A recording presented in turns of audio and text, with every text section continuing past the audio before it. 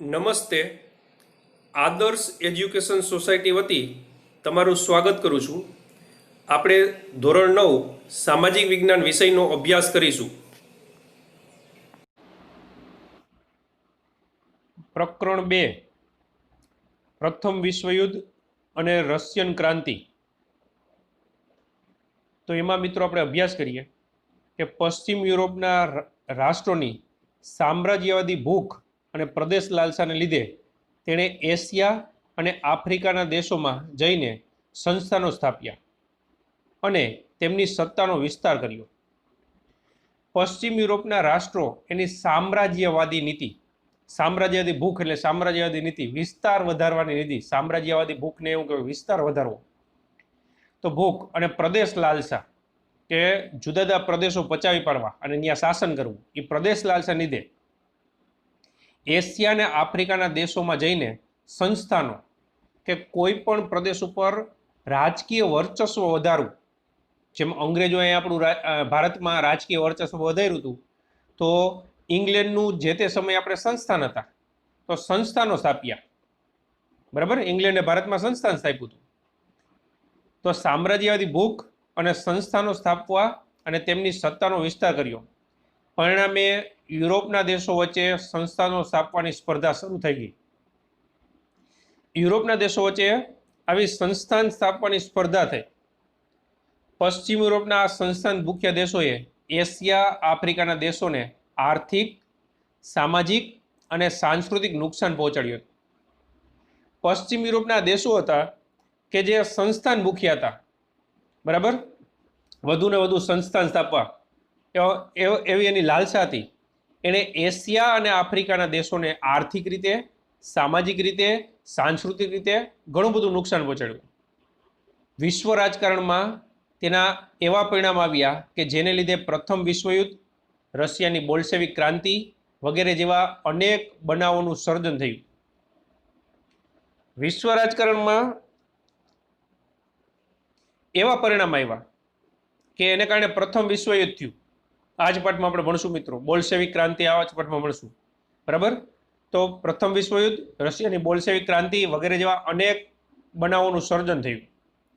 તો વિદ્યાર્થી મિત્રો, ચાલો આપણે તેનો વિગતે અભ્યાસ કરીએ. એમ કરીને આપણે પહેલો મુદ્દો આપ્યો છે, પ્રસ્તાવના પૂરી થઈ. હવે પહેલો મુદ્દો આપ્યો છે કે પશ્ચિમ યુરોપ અને એશિયા આફ્રિકામાં સંસ્થાનવાદ. એશિયા આફ્રિકાના સંસ્થાનો સ્થાપવામાં પશ્ચિમ યુરોપના રાષ્ટ્રો મુખ્ય હતા. એશિયા આફ્રિકાના સંસ્થાનો સ્થાપવા, મેં તમને સમજાવ્યું સંસ્થાનોમાં કે કોઈ પણ દેશમાં રાજકીય વર્ચસ્વ સ્થાપવું એ સંસ્થાન કહેવાય.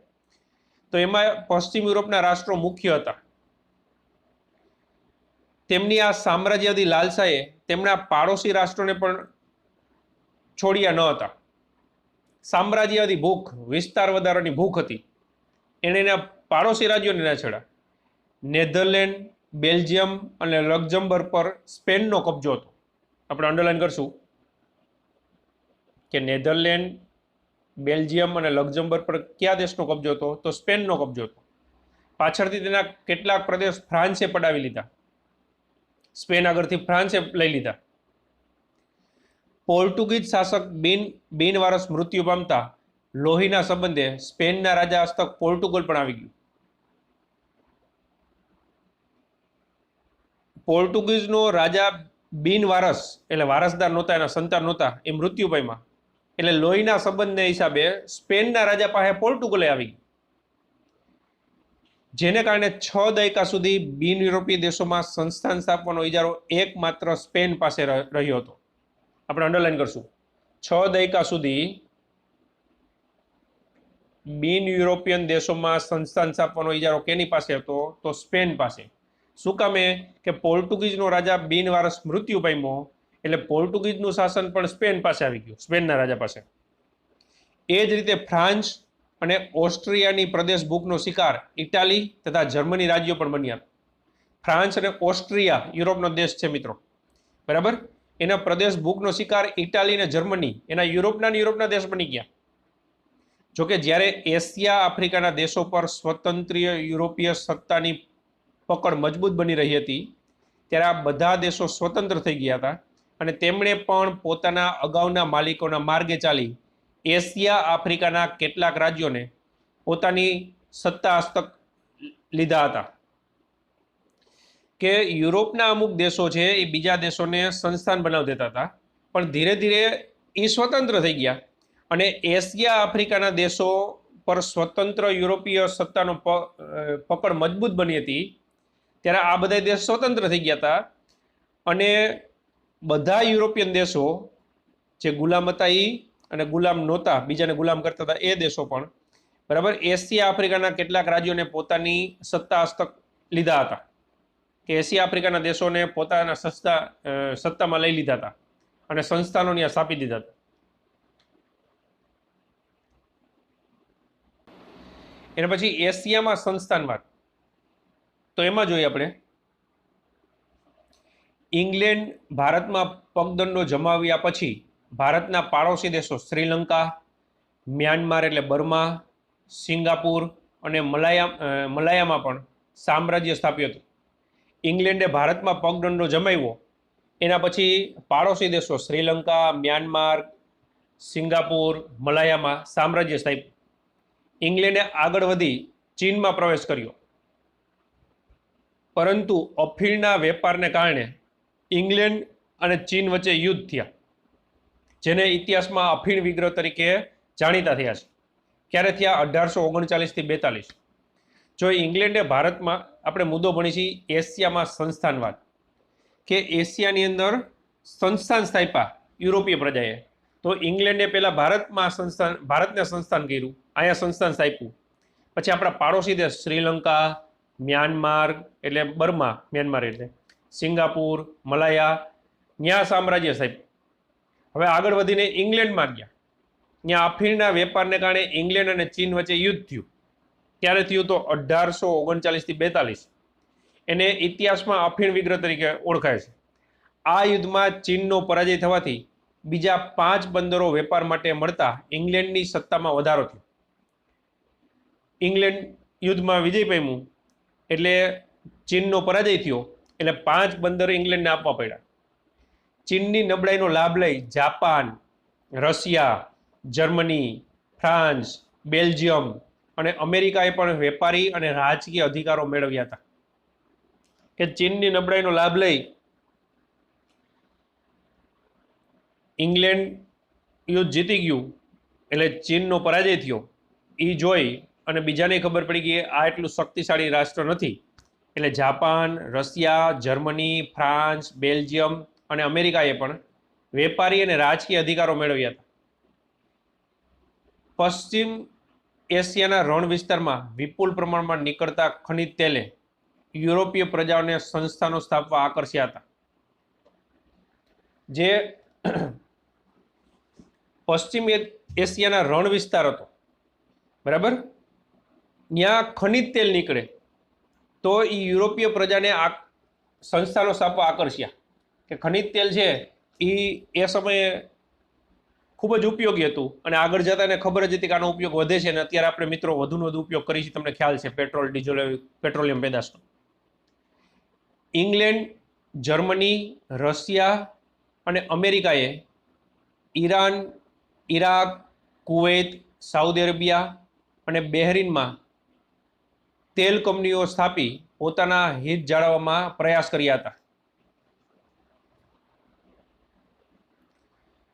હવે આગળ એમાં જોઈ કે ઇંગ્લેન્ડ, જર્મની, રશિયા અને અમેરિકાએ Iran, Iraq, Kuwait, Saudi Arabia, Bahrain આ બધા ખનિજ તેલ ઉત્પાદક દેશો છે મિત્રો, એને ઓપેક દેશો કહેવાય બરાબર, અખાતી દેશો.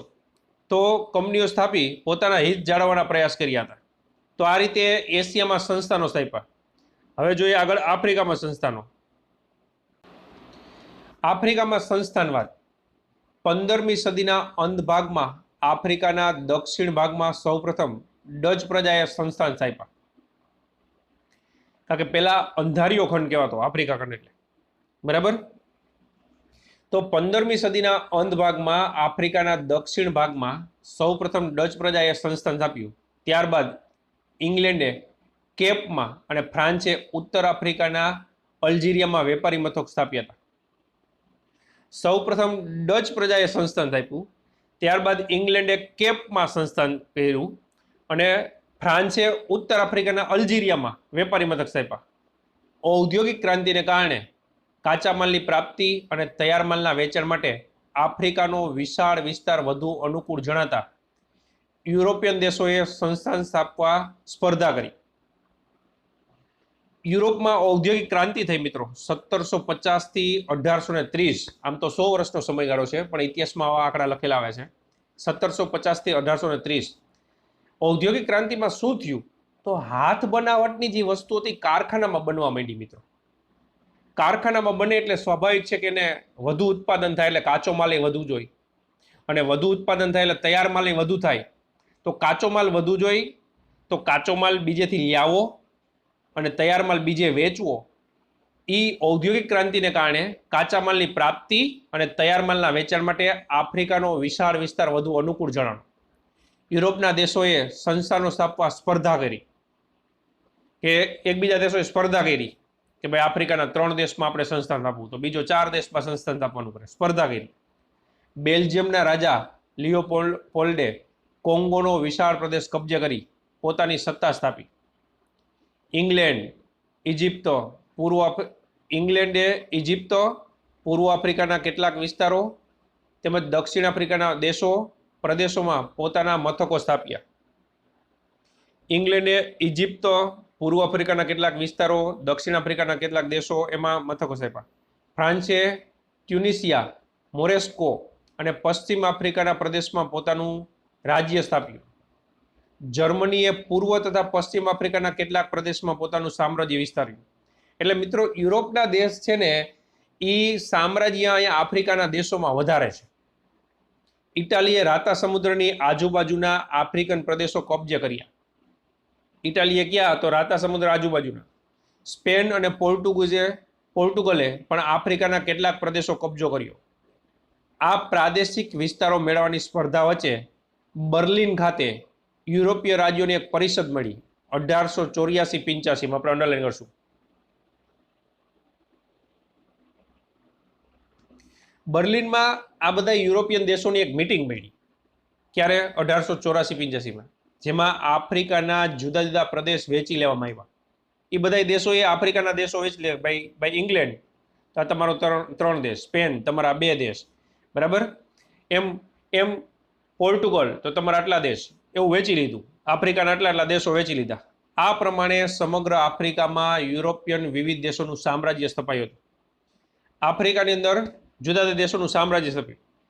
એક તરફ યુરોપના સંસ્થાન મુખ્ય રાષ્ટ્રો એશિયા આફ્રિકાના પ્રદેશ પર પોતાના સંસ્થાન સ્થાપી સ્વહસ્તક કરવા માંગતા હતા, ત્યારે બીજી બાજુ જર્મની અને ઇટાલીમાં એકીકરણ થયું હતું.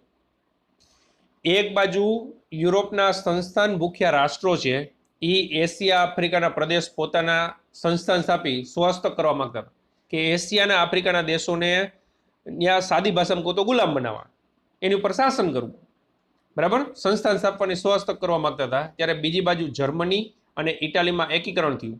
તેથી જર્મનીએ ઔદ્યોગિકરણ, વ્યાપારીકરણ અને સંસ્થાનીકરણની હરીફાઈમાં ઝંપલાવ્યું હતું. આમ આ ઝડપથી બદલાતા જતા પ્રવાહોએ આ દેશોનું રાજકીય અને આર્થિક તેમજ સામાજિક શોષણ કર્યું. કે ઝડપથી બદલાતા પ્રવાહને કારણે, બરાબર, રાજકીય, આર્થિક અને સામાજિક શોષણ થયું. તેનાથી તેમનો વિકાસ અટકી ગયો હતો, જેણે પ્રથમ વિશ્વયુદ્ધની ભૂમિકાનું સર્જન કર્યું. અને એને કારણે મિત્રો પ્રથમ વિશ્વયુદ્ધ થયું. તો એ પ્રથમ વિશ્વયુદ્ધ છે એ પાર્ટ 2માં આપણે ભણીશું. તમે અમારી સાથે જોડાણા એ બદલ આપનો ખૂબ ખૂબ આભાર.